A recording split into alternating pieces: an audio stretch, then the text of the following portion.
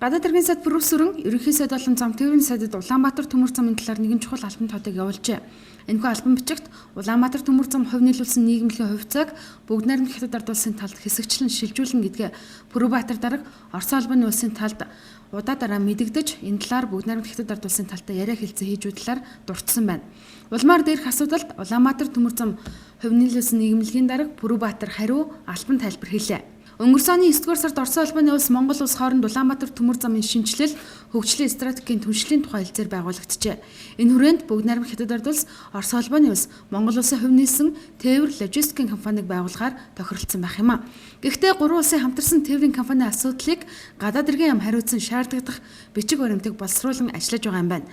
Харин Улаанбаатар төмөр зам хувь нийлүүлсэн нийгэмлэгийн зүгээс урд хойд хөршийг холбосон 1100 гаруй км замын суур бүтэц замын арчилгааг гардаа хариуцна.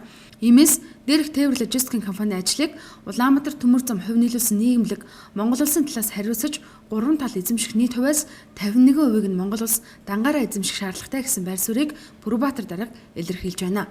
Энэ тээвэрлэлтийн компани гол ажлыг нуглах хүн.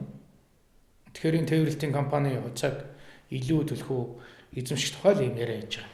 Тэгээ энэ яриа маань одоо хятадын талд хуцаа хуваарлах эсвэл одоо бусад асуудлууд болж ингэж ойлголтын зөрүү яваад байгаа юм болов уу гэж би бодож ил энэ асуудлыг өнөөдөр ярьж байна. Ийм бичиг бас тэр ойлголтын зөрүүнээс болж үүдэж гарсан байж магадгүй гэж бодож байна.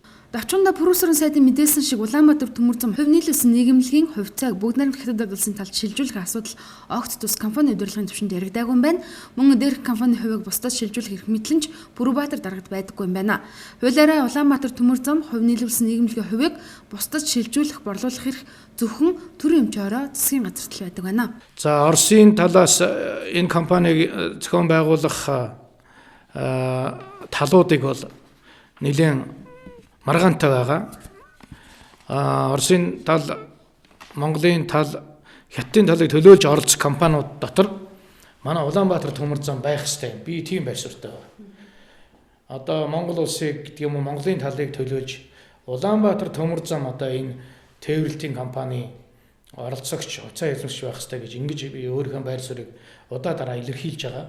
Хятадын талд ч хэлсэн, Оросын талд ч хэлсэн. Гадаад иргэн яамд ч гэсэн би энийг хэлсэн. Одоо зөвхөн одоогийн төмөр замын тээврийн ач харгалзыг нэмэх, эдийн засгийн ашигтай ажиллах боломжийг эрэлхийлсэн компанийг урд хойд хөрштэй яаж хамтран байгуулах, тухайн компани хувьцаа гурван тал хэрхэн хуваах асуудал анхаарал татсан үйл явдал болж хуурч байна.